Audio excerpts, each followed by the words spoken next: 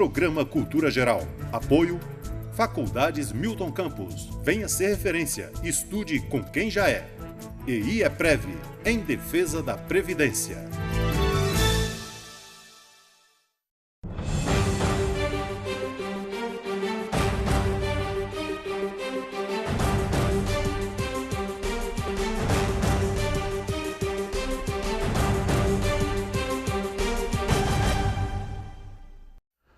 Muito boa tarde, começando agora mais um programa Cultura Geral, nessa correria do dia a dia, né? Você sai de um lugar, vai para outro, vai, volta, vem, vai e tal, e a gente consegue fazer todos os dias aqui, pelo menos de segunda a quinta-feira, ao vivo aqui o Cultura Geral. Essa semana que foi uma semana assim, meio corrida e de debates acirrados aqui na TV Banqueta. Temos uma pausa ontem, né, para falar do Estatuto da Pessoa com Deficiência, e hoje a gente vai tratar aqui dessa coisa da pessoa com deficiência, os direitos que ela tem, previdenciários, né? E outras coisas também relacionadas à Previdência. A gente vai tratar um pouquinho de política também, a gente vai fazer mais ou menos um resumo da semana, falando aqui um pouquinho do que foi esse bate-papo aí com o Romeu Zema e também esse debate que teve aqui na terça-feira sobre a constitucionalidade da prisão do ex-presidente Lula. Bom, nós estamos recebendo aqui um convidado novo, que é o Elbert. Seja muito bem-vindo aqui, cara. É um prazer te receber. Prazer, todo mundo. Está mexendo aí nessa área de tecnologia e política. Isso é muito importante, que é o que vai comandar agora daqui para frente, não só as eleições, mas o relacionamento político de uma certa forma, né? Sim, certo. Prazer, Betão. É todo meu estar aqui agora no Cultura Geral, né? Fazendo esse programa aqui com vocês. Vim a mando do Felipe, né? Ele me pediu para poder vir aqui participar do programa com vocês e acho que vai ser bacana falar um pouco sobre estratégia política também. Acho que vai ser legal. Sem sombra de dúvida. Filipão, a semana foi meio corrida, está sendo meio corrida pra gente, né? A semana foi um pouquinho mais complicada, cheio de horários, cheio de debates importantes também, uma correria, mas também não pode deixar de ser porque a gente está vivendo um momento político muito propício para esse tipo de debate mesmo, né? E aí, a Cultura Geral, ela tem que abordar esses temas e tem que entrar no mérito. E o convite, né? Foi convite, não foi mando, não. O que eu fiz para o Elvis foi mais no sentido assim, um pessoal novo agora, jovem, está mexendo muito. Qual é o impacto que a tecnologia ela pode trazer para a política? Então a gente pode discutir essa questão do Big Data, trazer quais são os impactos para uma campanha eleitoral, os impactos talvez para uma plataforma de governo também. Eu acho que pode ser muito interessante até para a gente conseguir... O que está todo mundo falando, né? É o tal do fake news, gente. Isso pois então virou uma loucura, né, cara? Assim, todo mundo que vem, está todo mundo tremendo de medo. Eu estava vendo uma entrevista do Ciro ontem ao vivo, e aquilo que ele falou em agosto aqui, ele repete, sabe? Você tá falando, a preocupação, mas aí quando se fala no fake news, parece que até quem não tem cabelo nasce, quem tem cabelo arrepia, fica todo mundo doido. Mas no caso do fake news, Betão, é porque tem um estudo, né, já comprovado mesmo, através até mesmo do Facebook, entre outros, que já estão divulgando, que com 1 minuto, dependendo da repercussão, do seu nome mesmo na mídia, você consegue atingir 1 milhão de pessoas. Você imagina 1 milhão de pessoas tendo uma notícia falsa sobre o seu nome? Não é legal. Vai fazer um contraponto é foda. Meu grande amigo Luiz, seja muito bem-vindo. A gente tratar desse assunto e é breve, né? Uma vez, todo mundo vem aliadinho, né? Tem hora que eu fico até com vergonha, né? Não, mas... não, é brincadeira. Querendo ou não, alguém tem que destoar nesse programa, né? Querendo ou não, a gente tem que andar assim de vez em quando. Não, tem que ser, faz parte do ofício. Mas é um prazer estar aqui de novo, Betão, falar de Previdência, falar desses direitos da nossa população, que muita gente não sabe, é importante a gente estar sempre conversando sobre isso aqui. Beleza. Ô Elvis, o que tem de novo para a estratégia política que a gente vai poder observar assim, nessa nova eleição? Uma eleição que vai ter pouco dinheiro, pelo menos oficialmente pouco dinheiro, e com a legislação mais apertada. O que a gente vai ter assim, de novidade? Assim? Olha, o que eu costumo dizer bastante em questão de inovação, dessas coisas, e também pelo tempo político também que a gente tem, o tempo eleitoral, né? São 45 dias hoje, já não são mais 90 dias. Hoje as pessoas costumam participar bastante de redes sociais, hoje também tem um público jovem, né? Que não tem aquele voto marcado, aquele voto taxado, e está cansado, né? Da política atual. Então, ficam muito tempo com o telefone na mão, tem mais facilidade em ter redes sociais, estão vendo mais a mídia de web mesmo. Então eles vão ver bastante essas pessoas lá. Então eu mesmo costumo dizer para as pessoas poderem procurar mais a mídia digital, procurar mais ter seu nome vinculado a veículos que estão na mídia digital para poder estar gastando menos e também estar estruturando a sua campanha com dados de mídia digital, saber como que o seu nome está sendo visto na mídia mesmo, entende? E como é que prepara isso? Porque agora está liberado o anúncio patrocinado, né? Sim, impulsionado. E aí, a gente não está falando da fake news e tal, mas antes disso, como é que vai funcionar isso assim? Já está liberado o anúncio patrocinado? Qual é o período que vai estar liberado? E é uma estratégia de campanha importante? É uma estratégia super importante que você consegue engajar o maior número de pessoas, né? Você impulsiona, você vai atingir mais número de pessoas na rede. Em questão de tempo, eu até não sei ao certo, né? Vou passar aqui essa pergunta para o nosso advogado eleitoral mesmo, para poder falar um pouco mais com propriedade sobre essa.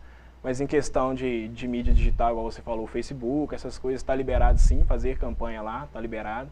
Isso eu tenho essa visão que está liberada e vou passar para o Felipe para poder falar um pouco mais com propriedade sobre impulsionar essas coisas. Felipe, o negócio é o seguinte, fake news, como é que nós vamos resolver isso aqui? Porque Então, o Romeu falou do fake news.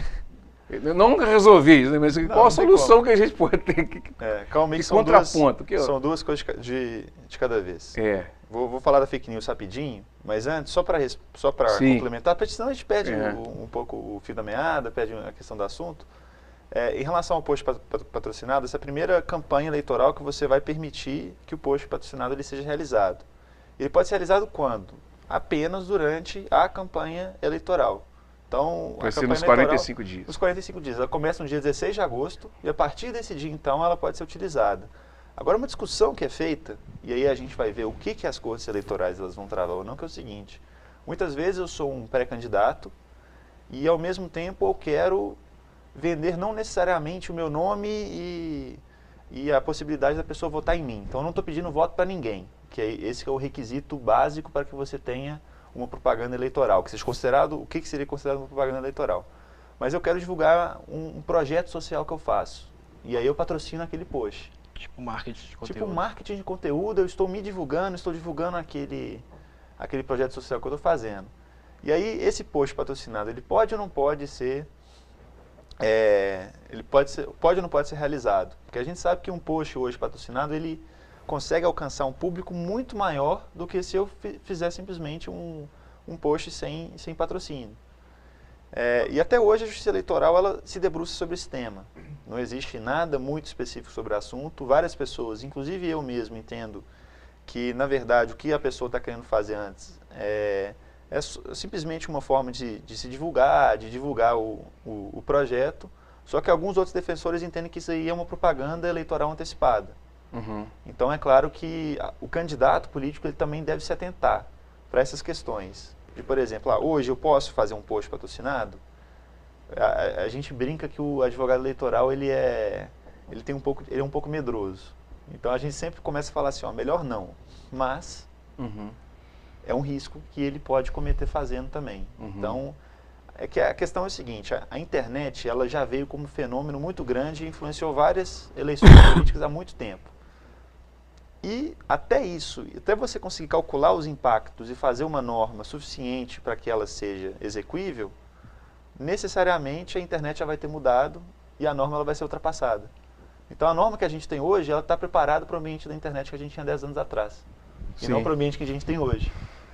E na hora que a gente alcançar o ambiente hoje, a internet já vai estar 20 anos na nossa frente. Ou que vier por vir. Isso quer dizer que a legislação, então, será que não vai conseguir acompanhar nunca? Assim, porque você só vai poder ler, você só vai poder tipificar alguma coisa depois do momento que ela costumeiramente acontece. Isso é um dos grandes debates que a gente tem hoje em termos de direito eleitoral, é esse, né? Até como que a gente consegue travar esses mecanismos. É claro que a lei eleitoral é a lei que mais se modifica, porque a cada ano ímpar tem uma emenda, tem uma alteração e algo novo ela aparece na legislação eleitoral.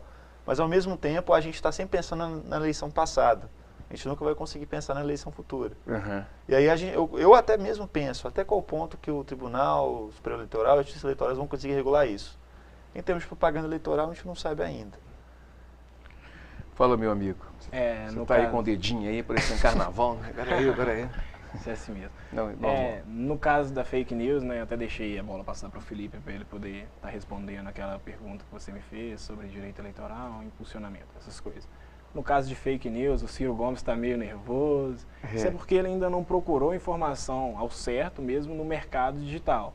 Hoje existe sim plataforma que faz isso, todo o monitoramento, tanto socioeconômico quanto de mídia digital, para poder estar fazendo esse trabalho. Não está deixando que fake news ou até mesmo algum hater, né, que costumam ter bastante, está denegrindo a imagem dele. Hoje tem pessoas... Você consegue bloquear? Não, você não consegue bloquear. Você consegue monitorar toda a sua rede, monitorar todo o seu nome, para poder estar gerando conteúdo também plausível, para também estar dando respostas mesmo para esse cidadão que estão ali na rede, tentando ter um convívio mais próximo com você, estar sabendo de algum projeto que você está coordenando, algumas coisas do tipo. Então ele vai estar monitorando todos esses dados e estar dando respostas assertivas e também planejando, tendo na sua mão o seu plano de governo, entre outras coisas. Isso é possível hoje, tem isso no mercado. Luiz, te coloca isso nessa conversa aí, porque... Nessa conversa aí, tô até lembrando de uma questão aqui, você falou desse de rastrear o nome, o que publica sobre você, né? Não sei se na internet eu já coloquei meu nome lá, então toda vez que é publicado alguma coisa eu recebo no meu e-mail meu nome, né? Só como é Luiz Veríssimo, tem um zagueiro do Santos que é o Lucas Veríssimo. Então direto aparece lá pra mim no meu e-mail, você, falei, não sou nem santista, né? Não, mas isso é importante mesmo, a gente tem que estar de olho muito mais quem está nessa área política, né? Quem está pretendendo se candidatar, tem que estar de olho em toda manchete que sai no nome, porque sai muita coisa errada, né? Desde essas coisas mais sérias até coisa pequena, um acidente, uma coisa foi num lugar, foi em outro, se a pessoa disse, não disse, isso aí é muito importante ficar de olho do que estão falando, né? E, por outro lado, também é importante ter essa divulgação, porque quando a pessoa for eleita, obviamente quem votou na pessoa tem que ir ali atrás cobrar, né? Então, você pesquisa uma notícia lá de 2015, 2016, 2017 que a pessoa falou, posteriormente à eleição, você tem que ficar de olho ali para ver se fez mesmo, né? Deixa eu te perguntar uma coisa. Nós vimos essa situação da Marielle, onde tiveram várias fake news. Sim. E parece que estão conseguindo identificar. Tem como identificar a pessoa que fez o fake news? E outra coisa, aí a pergunta para você, Felipe. A pessoa que compartilha isso está cometendo crime também? Olha, como identificar? Tem sim, tem como identificar. Se for um perfil de verdade de uma pessoa que existe mesmo, né? Agora, se ela criar um perfil fake, fica praticamente impossível. Mas também tem o rastreio também do ID, do computador, entre outras coisas, que entra a parte mais técnica. Mas tem como sim, tá rastreando essa pessoa e tá achando quem fez essas fake news. Entendeu? E demora? Você tem que achar o IP, aquela coisa toda? Gera um trâmite maior, um estudo maior, demora um pouco. Muitas vezes você tem que até pedir uma ordem judicial para você conseguir tem localizar quebra, a pessoa, né? tem quebra de sigilo, tem essas questões todas. E hoje, até o momento, qualquer compartilhamento de informações falsas, as fake news, né, elas não geram qualquer tipo de sanção necessária para aquela pessoa que está simplesmente compartilhando ela. Contudo, já tem 3 projetos de lei que acabaram sendo unificados, que estão em trâmite hoje no Congresso Nacional, que a ideia deles é exatamente punir todo mundo. Então, você que está compartilhando uma fake news no WhatsApp, compartilhando no Facebook, em qualquer rede social, se essa lei for aprovada, você eventualmente pode ser penalizado por causa disso. Mas aí eu já levanto um questionamento.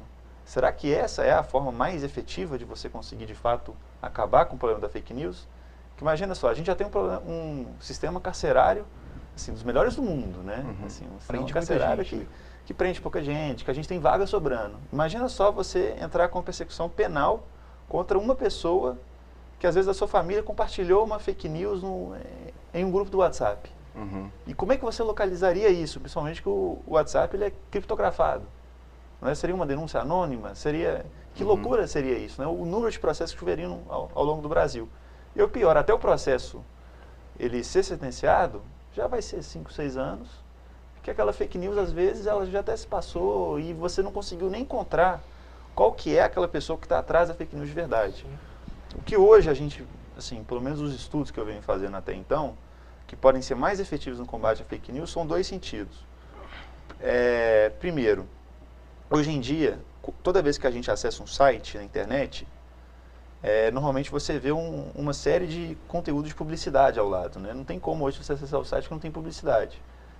aquele site que você está acessando, você está monetizando a pessoa que criou o site. Então, cada clique que você faz naquele site, você está gerando mais dinheiro para aquela pessoa. Por quê? Quanto mais acesso você tem a determinado conteúdo, mais caro ele fica para os patrocinadores. Então, o patrocinador, normalmente, ele contrata uma empresa. Essa empresa, ela, através dos algoritmos, ela vai verificar aonde estão sendo os conteúdos mais acessados e ela vai colocar os patrocinadores que mais pagam para os conteúdos mais acessados. E, às vezes, os conteúdos mais acessados, quais que são? As fake news. Então, o que acontece? A fake news não é só barata de produzir, porque a gente não precisa de ter uma linha editorial, a gente não precisa de ter um jornalismo investigativo, a gente não precisa ter muita mão de obra. Pode ser, e o que aconteceu nas eleições dos Estados Unidos, um adolescente russo, que mal sabe inglês, que fabrica um site parecendo um canal de notícias, e esse menino está ganhando dinheiro. Ele está lucrando com essa atividade. Então, um dos pontos que eu vejo é, em vez da gente necessariamente penalizar aquela pessoa que compartilha, porque a pessoa que está compartilhando ela não precisa ser penalizada, precisa ser educada. Você precisa mostrar para ela como que você tem que saber a notícia que você está lendo. Como que compartilhar alguma coisa pode ser danosa para a sociedade. A gente tem que trazer essa educação cívica para aquela pessoa. Então a gente teria que penalizar, na verdade, ou evitar que essas pessoas ganhassem dinheiro. E segunda medida que eu vejo mais eficaz é aquelas pessoas que usam a fake news não para fins monetários, não para ganhar dinheiro, mas às vezes para denigrir a imagem de outra pessoa. Então, normalmente é muito comum estruturas de campanha pensarem nisso. E aí você precisa de uma investigação mais profunda para saber se de fato quais são as estruturas, quem são essas pessoas. Que a gente tem que pegar os peixes grandes, não os peixes pequenos. Porque senão vai ter um monte de tiozão aí que vai estar com um processo penal nas costas. Que é o que vai acabar acontecendo. Então a gente tem que tomar muito cuidado com isso também. Ô Luiz, vamos falar um pouquinho desse... Nós tratamos aqui da pessoa com deficiência e às vezes a gente não... Na realidade a gente não conseguiu passar as informações, por exemplo, de fato, com relação aos direitos que essas pessoas têm através da Previdência Social. Pessoa que tem deficiência, seja ela de grau médio, grande ou pequeno, ela tem algum direito? Exatamente, Betão. Na área previdenciária, tem uma questão relativamente nova, que essa lei complementar 142, ela é de 2013. Então, até anos atrás, não tinha uma regulamentação própria da aposentadoria para os deficientes, né? A gente sabe que é uma questão que várias empresas têm até a obrigatoriedade ali de colocar o deficiente para trabalhar, né? Tem abrangência tanto de deficiência mental, deficiência física. Então é muito importante a pessoa saber os direitos que ela tem ali. E muita gente também que não é deficiente desde que nasceu. A pessoa adquire uma deficiência ao longo do tempo, como um acidente, algo do tipo. Então isso já está regulamentado hoje em dia. E como que funciona? Não vou entrar em números muito técnicos para a gente não se estender muito aqui, mas a depender do grau de deficiência da pessoa, que é justamente grave, moderado ou leve, ela tem uma redução no tempo para a aposentadoria dela. Vou te dar um exemplo de um homem, por exemplo. Hoje em dia a aposentadoria do homem é com 35 anos de tempo de contribuição. Então o cara foi lá, pagou 35 anos e se aposenta. Tem o cálculo, às vezes pode ser mais, pode ser menos da aposentadoria, mas é só isso que é exigido. Não tem idade mínima, o homem se aposenta com 35 anos. Se ele tiver uma deficiência leve, ele pode se aposentar com 33, uma moderada com 29 e uma deficiência grave com 25. Quem vai dizer a gravidade dessa deficiência é justamente a perícia médica. A pessoa agenda uma aposentadoria do INSS, deixa eu dar um exemplo. Pessoal, eu tenho uma deficiência auditiva muito grave desde que eu nasci. Ele pode comprovar que essa deficiência é grave mesmo, que ele impede ele de exercer as atividades habituais dele do dia a dia, e se aposentar com uns 25 anos ali no INSS. E é importante falar com todo mundo também que não depende só da deficiência da pessoa, também é analisado um aspecto social, a qualidade de vida dessa pessoa. É diferente você ter uma pessoa que tem uma deficiência na perna e mora num local de difícil acesso, que não tem transporte público, ela não tem uma renda muito alta, ou às vezes não tem renda nenhuma, né? Do que uma pessoa que está numa condição de vida melhor, tem uma deficiência, mas tem um carro adaptado, mora num local que tem fácil acessibilidade. Isso tudo é analisado. Então é a parte da deficiência e o contexto social que a pessoa está inserida para conseguir esse benefício. E também na aposentadoria do deficiente, pode entrar um tempo de aposentadoria que ela trabalhou enquanto ela não era deficiente ainda. Isso é muito importante de falar. Às vezes a pessoa, eu tive uma deficiência há 2 anos, eu estou com um problema na perna e um problema que não vai ter cura. Então, já é caracterizado como deficiência. A pessoa, esse tempo dela, ele vai valer a mais, né? Digamos que é como se fosse aquela aposentadoria especial das pessoas que trabalham com insalubridade e periculosidade. Esse pessoal também pode se aposentar mais cedo. A deficiência vai no mesmo caminho. Então a pessoa tem diante do desgaste maior que ela tem para trabalhar, né, nada mais justo que isso, ela tem esse desconto no tempo de contribuição para poder aposentar mais cedo. Então sempre que a pessoa tiver alguma dúvida, ela pode pedir informação no INSS, agendar uma perícia no 135 para ver ali o tempo de contribuição. A gente sempre lembra todo mundo também que o INSS é um órgão público, você tem o direito a pedir o benefício a qualquer hora. Tudo bem que hoje em dia muita gente correu para aposentar, né? A gente estava até falando da reforma nos últimos programas, só que por enquanto esse assunto está parado. Por enquanto está né? adormecida, né? Por enquanto não vai ter nada Depois da né? eleição ela vem Depois da eleição, a depender de quem É. assumir aí, vão comprar essa briga de novo, né? Mas a pessoa pode agendar ali no INSS a qualquer momento. Se ela está querendo aposentar, se está com tempo a mais, um tempo a menos, ela vai no INSS para fazer essa conferência de tempo, né? Levar aqueles carnês de contribuição, falar, eu tenho uma deficiência tal, deficiência auditiva, uma deficiência motora. Tudo isso ela comprova ali para saber se ela vai ter direito a aposentar mais cedo ou não. E essa pessoa que tem deficiência, como é que ela faz para agendar? Hoje em dia, ou pelo site do INSS ou pelo 135, que a ligação, inclusive, ela é gratuita. Normalmente, em grandes capitais ao redor do Brasil, essa aposentadoria está demorando para ser agendada, justamente porque a gente teve muitos pedidos. O INSS ficou abarrotado de analisar os processos de aposentadoria. Digamos que muita gente correu para se aposentar até de forma precoce. Então, tem muita gente agendada, a gente cancela, a gente que não vai. Mas, digamos que consegue um agendamento aí com uns 2, 3 meses, ela comparece na agência do INSS. Ao comparecer, faz o levantamento de tudo que já foi pago. O servidor do INSS vai abrir um processo de aposentadoria para ela, então vai gerar um número de benefício, a pessoa acompanha o processo com aquele número e dentro de 1, 2 meses tem a resposta ali relativa àquele benefício. E é importante falar também que a aposentadoria é concedida desde que a pessoa liga para o INSS ou agenda no site. Então a gente está aqui em abril.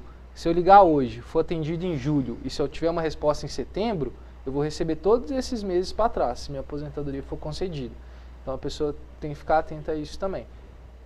Quem é que tem direito a esse tipo de aposentadoria? É uma aposentadoria especial?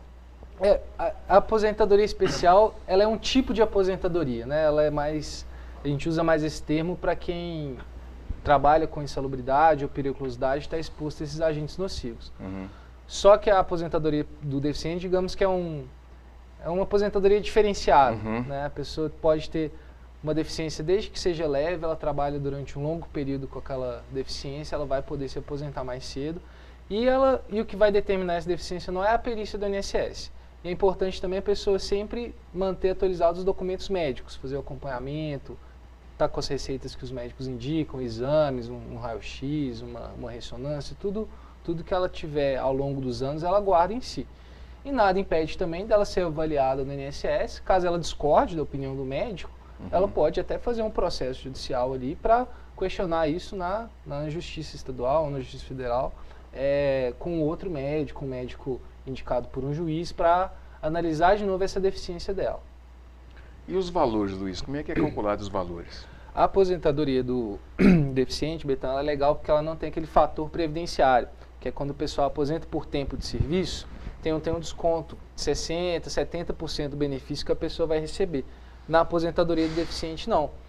O INSS faz um cálculo da média da pessoa, que é desde os salários que ela já pagou desde julho de 94, só os salários em real, faz essa média toda de contribuições e ela aposenta com aquele valor integral. Então, por vezes, a aposentadoria do deficiente pode ser concedida mais cedo, com menos tempo, e além disso pode ter um valor maior do que uma pessoa que se aposenta em condições normais, né? Lembrando que hoje em dia também está vigente uma fórmula que é de soma da idade e do tempo de contribuição. Para quem não é deficiente, se o homem computar 95 pontos somando a idade e o tempo, ele aposenta 100% também. Só que aí seria um caso que a pessoa trabalhou um pouco mais ali para esperar aquele benefício integral.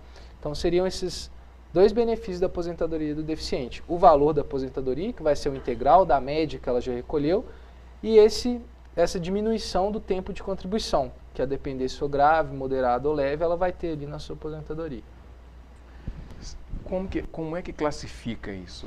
Então, Betão, varia muito do tipo de deficiência também. Deu exemplo aqui anteriormente, vou continuar ali dele da deficiência auditiva. Tem vários métodos da medicina que eles avaliam ali a pessoa, fazem perguntas, o que atrapalha, o que não atrapalha no dia a dia, próprio exame físico, agachar, levantar, mexer.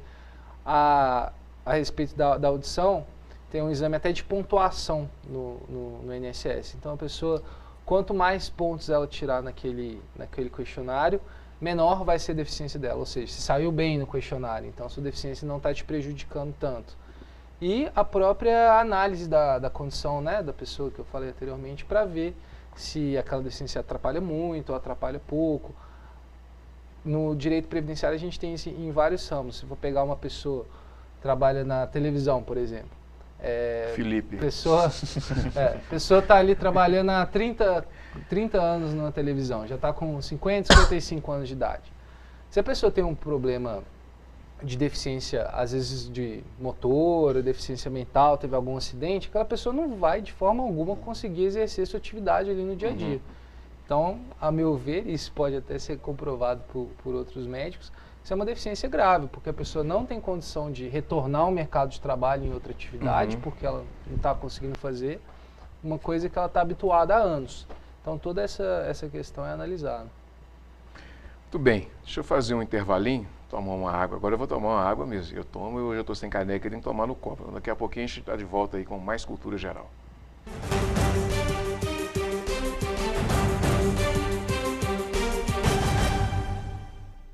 Apoio Faculdades Milton Campos. Venha ser referência. Estude com quem já é.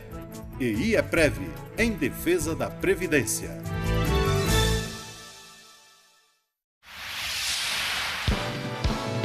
Canal Cidadão, Nova Lima e você. Em funcionamento desde o segundo semestre de 2017, a Galeria de Arte Municipal da Casa de Cultura Professor Wilson Chaves apresenta a terceira exposição de artistas plásticos nova-limenses. Agora é a vez dos artistas do Ateliê do Jambreiro mostrarem seus trabalhos ao público. As obras ficam expostas até o dia 18 de maio. É com muito orgulho, com muita honra que a gente recebe esse grupo seleto, né, e experiente de artistas aqui, e que seguramente é uma arte representativa, né, e que nós vamos dar prosseguimento com outras iniciativas dessa ordem. Alguns dos artistas do Ateliê Jambreiro são ex-alunos da renomada artista plástica nova-limense Sara Ávila. Desde o falecimento dela, em 2013, eles têm mantido os trabalhos no espaço localizado às margens da rodovia MG30. Eu acho que é importante para a cidade e para o Brasil, para as pessoas terem uma opção cultural. Aqui nós temos uma diversidade muito grande de artistas e de técnicas, né, de todo o Brasil. Isso é importantíssimo, né? Meu trabalho ele é figurativo, dos colegas tende às manchas, à abstração, e eu fico falando com a Bíblia que eu insisto na figuração, não consigo me despir dela. Mas enfim, eu gosto muito de trabalhar nuances dentro da figuração. Poder participar, dar minha contribuição, é uma emoção muito grande, estou muito feliz. Fala, cidadão! Para mim, como artista, é fundamental visitar esse momento, né, de encontro de muitas obras, entendeu? Super agradável. Gostei dos trabalhos aqui. Todo mundo deveria vir aqui conhecer, porque é uma exposição que traz obras diversas. Por exemplo, os trabalhos da minha mãe envolvem muito minério, mas você tem também desenhos, esculturas com vidro, então é para todos os gostos. Eu acho que é muito legal quem quiser vir apreciar obras. A Galeria de Arte Municipal está aberta de segunda a sexta-feira, das 9 da manhã às 18 horas, na Casa de Cultura Professor Wilson Chaves, localizada na Avenida Rio Branco, número 308, Centro. A entrada é gratuita. Saiba mais sobre as ações da Prefeitura em nosso site www.novalima.mg.gov.br, nas redes sociais Prefeitura de Nova Lima Oficial e no jornal A Cidade.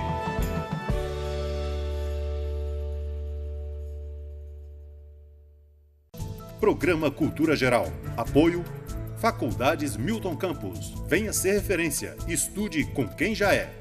EI é Prev, em defesa da Previdência.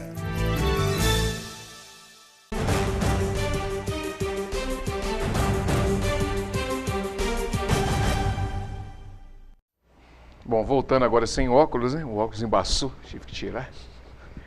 Ô Felipe, deixa eu emendar essa pergunta aqui. Como é que você viu esses debates essa semana, principalmente do candidato a governador, Romeu Zema? E como é que a gente trabalha toda essa nova concepção? Hoje era para a gente estar recebendo aqui mais uma candidata a senadora, que não pôde vir por outros compromissos externos. Mas como é que você vê toda essa movimentação política no Estado? Nós estamos aí há pouco menos de 6 meses, aí, pouco mais de 6 meses das eleições, aí, menos, né? 6 meses das eleições. E esse quadro que não tá meio, a gente não sabe onde ele não tá, sabe, né? Tá todo mundo assim, né? Esperando, sem saber o que vai fazer, a legislação como é que vai ser. E lembrando que já no dia 2 a gente vai ter aqui o vice-presidente do Tribunal Regional Eleitoral para a gente poder discutir esse assunto junto com a doutora Patrícia, né? Com certeza. Vamos em partes, né? Igual diria meu professor de física. A primeira questão o debate com o Romeu Zema foi muito interessante, né? Pelo menos no que eu estava aqui do seu lado, a gente fez várias perguntas para ele, abordando diversos temas, como segurança, educação. Eu acho que ele respondeu muito bem ao que a gente havia perguntado para ele. Mas o mais interessante é como que a gente tem, não só em relação a ele, mas vários novos atores políticos surgindo nesse momento. Né, que o interessante é que a gente vive um momento certo de um certo descrédito com o que a gente tem até o momento sobre a política. Isso acaba ensejando que novos atores eles comecem a aparecer. E o interessante é que esses atores eles não simplesmente aparecem naquele lado do conforto, no sofazinho, reclamando e falando que a gente tem que mudar o Brasil. De fato, são pessoas que querem entrar no protagonismo da política e mudar o Brasil pela política. Isso é uma coisa muito importante. Independentemente de você concordar com aquela pessoa ou não, a gente sempre tem que valorizar aquele cidadão que se interessa por estar na vida pública para poder conseguir, de fato, ganhos sociais. Isso é alguma coisa que a gente tem que pensar muito em relação a isso. E, de alguma forma, já passando para a sua segunda pergunta sobre qual que é o cenário que a gente pode vislumbrar hoje, é que, apesar de que eu acho que é muito positivo que nós tenhamos novos atores começando e querendo entrar na vida pública, por outro lado, eu vejo muito negativo como nós não temos essa confiança nos que já estão lá na vida pública. Então, o que isso acaba gerando? Uma falta de segurança política mesmo para qual cenário que a gente vai poder entrar. Porque se a gente for pensar que nós estamos há 6 meses das eleições, e não vou nem falar das eleições presidenciais, que a gente já tem a gente pode escrever teses e teses só sobre ela. Mas se a gente for pensar só aqui no estado de Minas Gerais, a gente ainda não tem muito bem definido qual quadro político pode governar o estado nos próximos 4 meses. A gente não sabe ainda quais serão esses nomes. E é claro que a democracia ela também precisa que passe por vários processos de oxigenação, mas, ao mesmo tempo, a gente tem que ter uma certa segurança. Né? A gente tem que saber quais são esses projetos. Esses projetos eles têm que estar maduros o suficiente para que a sociedade ela possa se basear neles, confiar neles, para que nos próximos 4 anos, ao menos, a gente tenha mais ou menos uma segurança e a gente consiga prever quais caminhos a gente vai caminhar. Né? E quais são esses lados. Então, eu olho para essas eleições como um certo...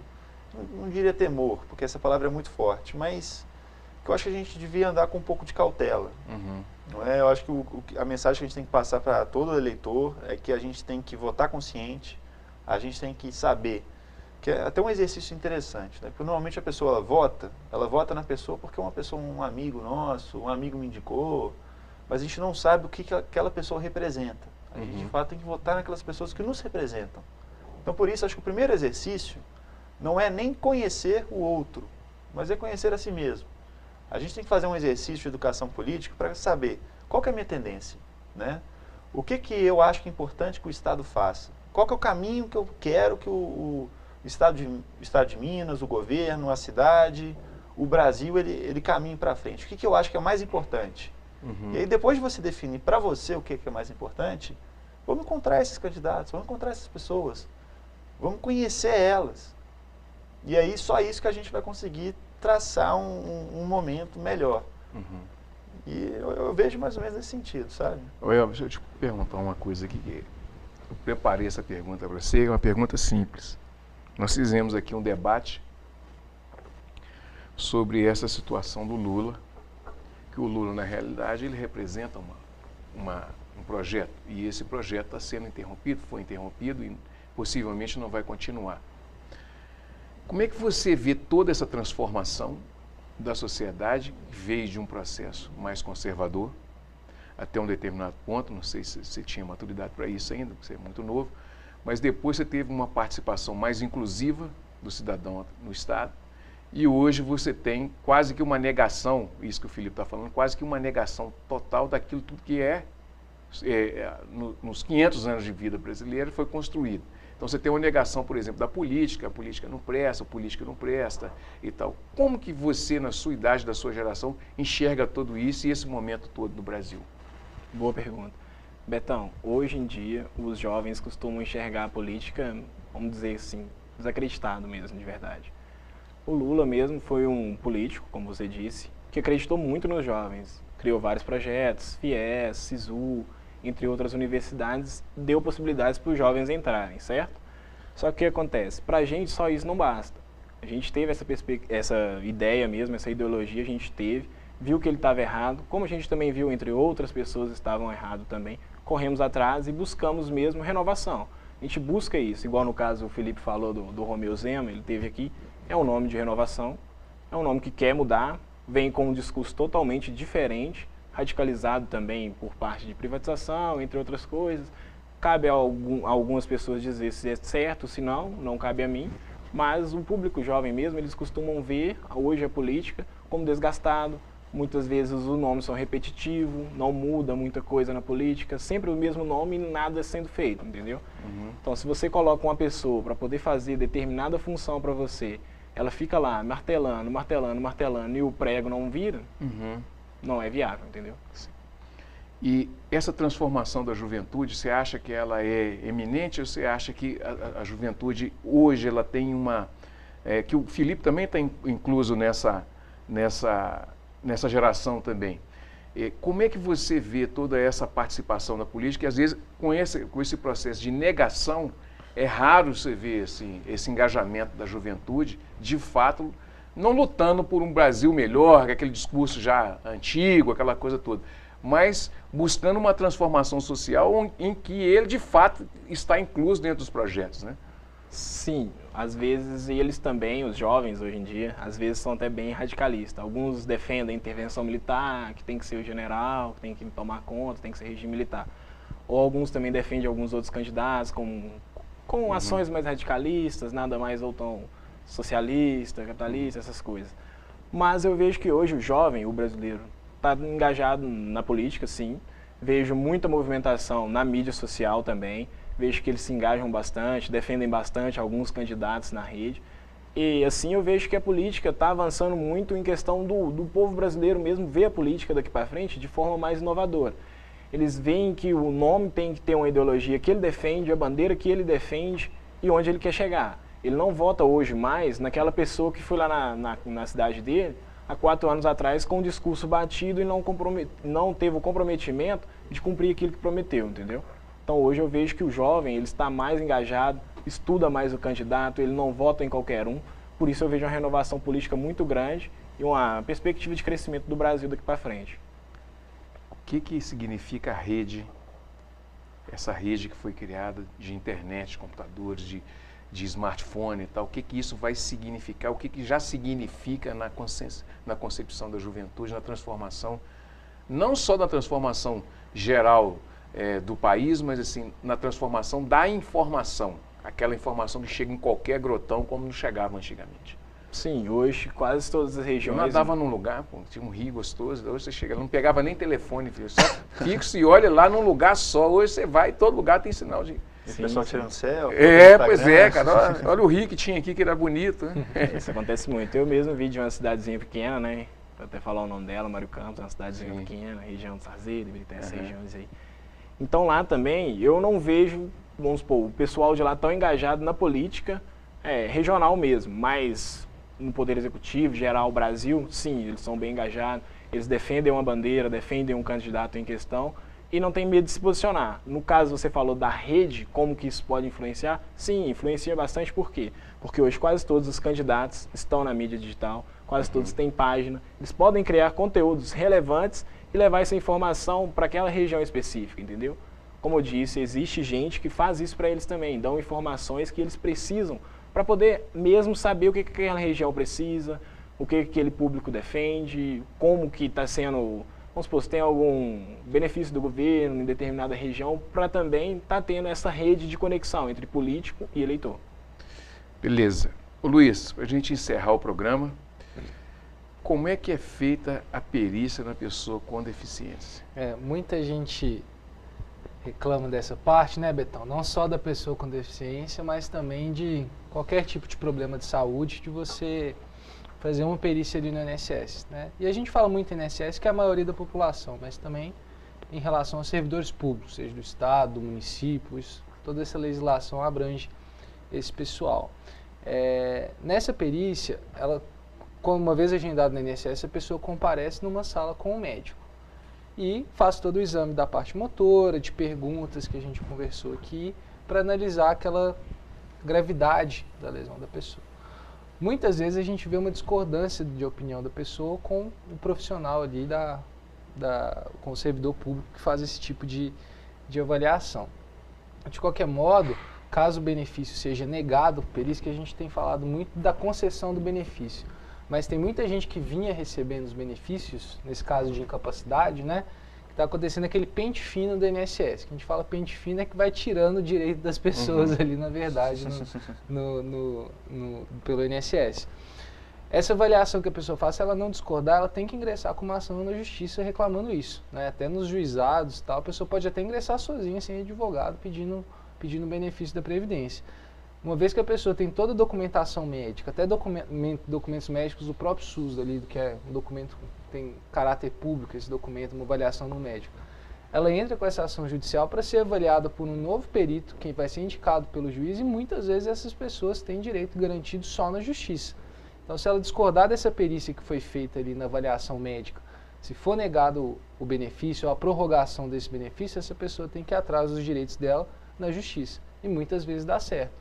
Tanto que o INSS é um dos órgãos aí na Justiça Federal que é mais acionado, né? A gente tem muito processo contra o INSS e agora essas questões de incapacidade estão cada vez mais abrangentes aí, cada vez maiores no nosso dia a dia. E da pessoa com deficiência é a mesma coisa. Às vezes a deficiência dela, a pessoa fala, isso me atrapalha muito no dia a dia, essa minha deficiência, e às vezes o perito acha que não atrapalha tanto. Então a pessoa vai ter todos os meios de prova ali para fazer isso na via judicial, até mesmo prova testemunhal. Você pode pegar a pessoa, eu vejo todo dia essa pessoa caminha com dificuldade, ou ela tem uma deficiência mental, ela precisa sempre de ajuda de um terceiro, a pessoa tem toda essa gama de provas aí para poder garantir a aposentadoria.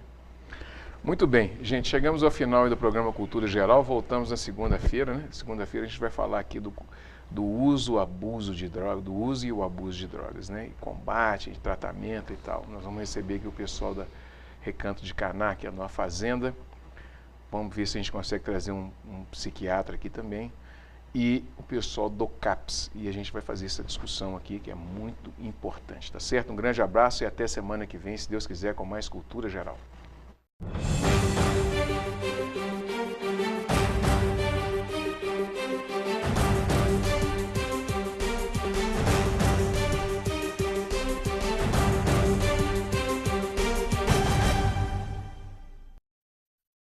Programa Cultura Geral. Apoio Faculdades Milton Campos. Venha ser referência. Estude com quem já é. EI é Prev, em defesa da Previdência.